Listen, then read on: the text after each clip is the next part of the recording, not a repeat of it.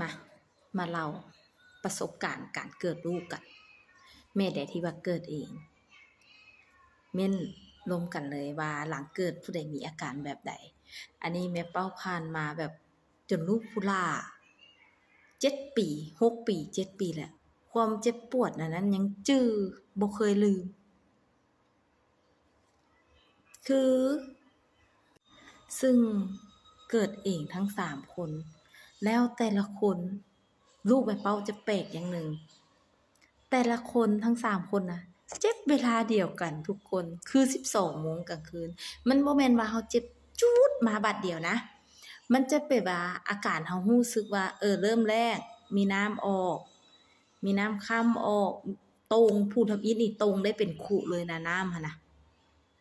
แต่บ่มีอาการเจ็บท้องบ่มีอิหยังเลยบ่มีอาการอันอื่นเลยนอกจากมีน้ำออกแล้วเฮาด้วยความเป็นแม่เนาะจะมีความกังวลอยู่แล้วตอนเกิดลูกตอนแบบว่าถือพาท้องแก่หั่นน่ะเฮาจะมีความกังวลอยู่แล้วจะย้านอยู่แล้วแล้วมามีน้ำออกแบบนี้เฮ็ดให้เฮารู้สึกกังวลใจและนอนบ่หลับบ่ได้นอนเลยเบิดคืน12 โมงกลางคืนแต่ลูกอันนี้ลูกผู้ทำอิฐนะประสบการณ์ลูกผู้ทำอิฐก่อน ผู้ทำอิฐนี่แต่12 โมงกลางคืนแล้วมารู้สึกเจ็บน้ำมันออกได้ตรงได้เป็นขุๆเลยนะขุใหญ่สีดำเฮาหั่นน่ะมันจะมีขุสีดำใหญ่แบบรุ่นนี้ดอกบ่ได้นอนแล้วมารู้สึกเริ่มเจ็บท้องนิดๆช่วง4 โมงเช้าเจ็บแบบพอทนได้นะแบบว่าบ่ได้สิเจ็บแรงบ่ได้เจ็บจนแบบว่า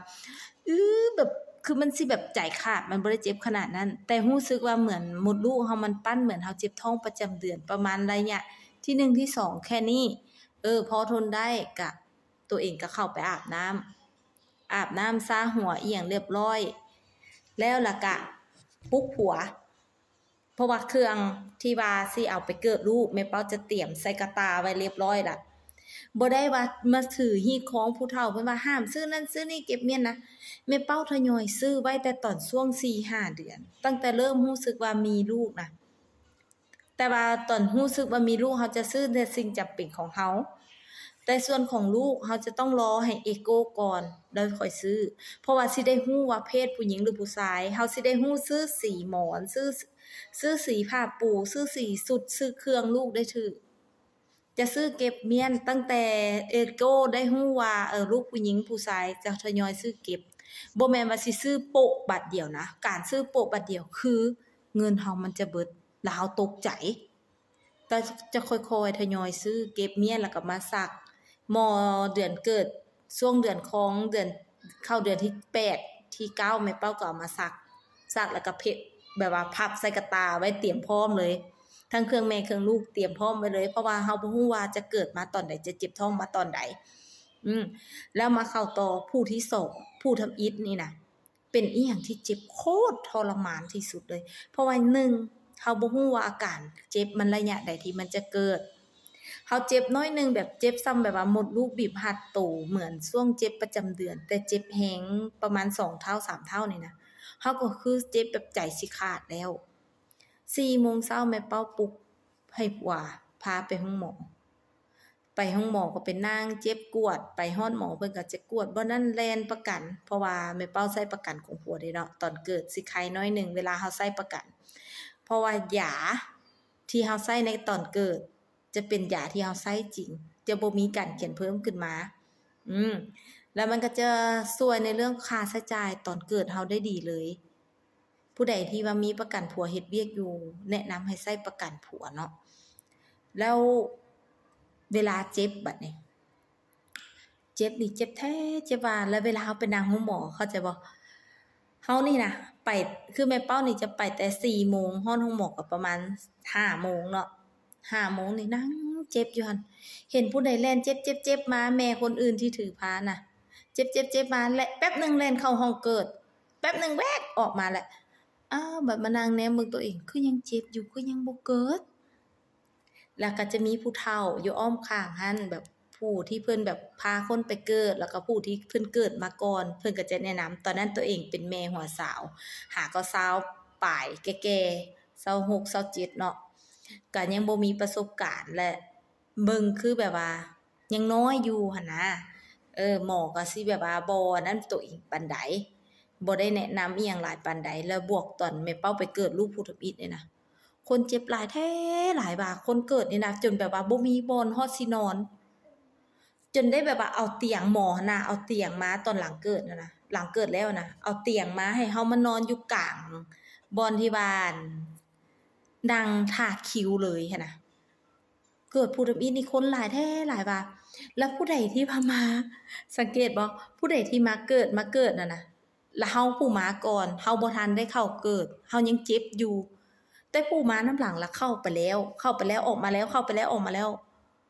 เป็น5-6คนแล้วเฮ็ดให้ใจเฮาภาวะเฮาน่ะเกิดความเครียดเกิดความกดดันได้บัดนี้อ้าวคือยังบ่ออกคือเจ็บโดนแท้เจ็บจนแบบสิหะจนไห้พู้นน่ะจนบ่ฮู้ว่าสิเฮ็ดจังได๋ได้แต่ไห้แล้วผู้เฒ่าเพิ่นก็จะบอกว่าให้ย่างเด้อย่างก็พยายามย่างแล้วแต่ย่างเท่าใดมดลูกเจ้าก็ยังบ่เปิด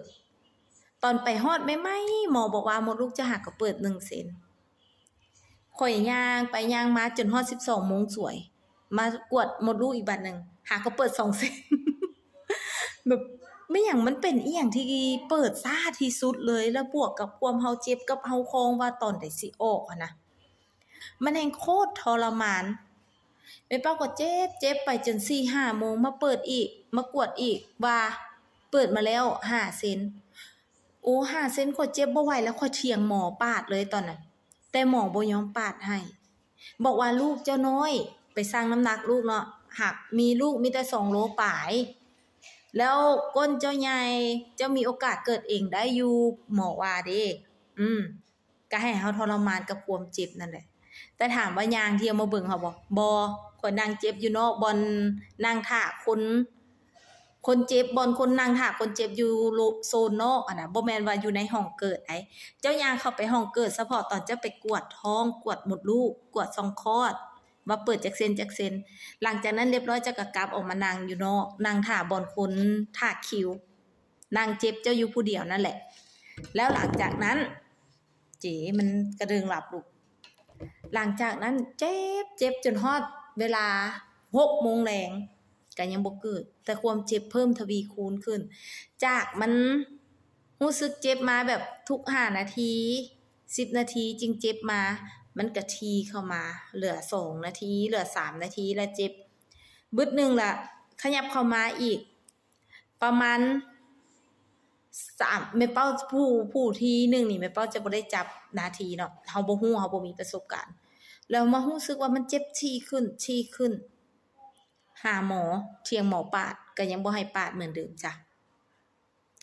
จน7โมงแลงเผอิญช่วงแม่เป้าไปเกิดพัดเป็นช่วงเฮือนบุญของพี่น้องผัวและจะบ่มีผู้ใหญ่มาเบิ่งเฮาเลยมีแต่ผัวเมียกับเอื้อยตนเองซึ่งรุ่นกันแค่จ้ามปี2ปีบ่มีประสบการณ์การเกิดลูกอีหยังคือกันอีกมาเบิ่งมานั่งเฝ้าแล้วมันเฮ็ดให้เฮาการเกิดของเฮาหั่นน่ะหมอก็บ่ได้ซักยาเร่งคลอดได้ตอนผู้ทำอิฐนี่แม่เป้าบ่ได้ซักยาเร่งคลอดเลยตอนช่วงปี2013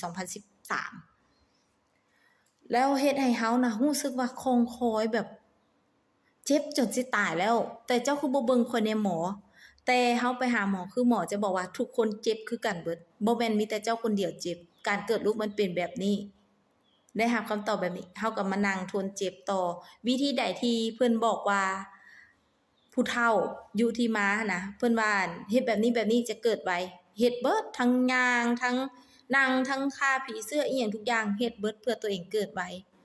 ก็บ่ได้ไปถูกกระตุ้นเข้าห้องเกิดอิหยังจั่งใด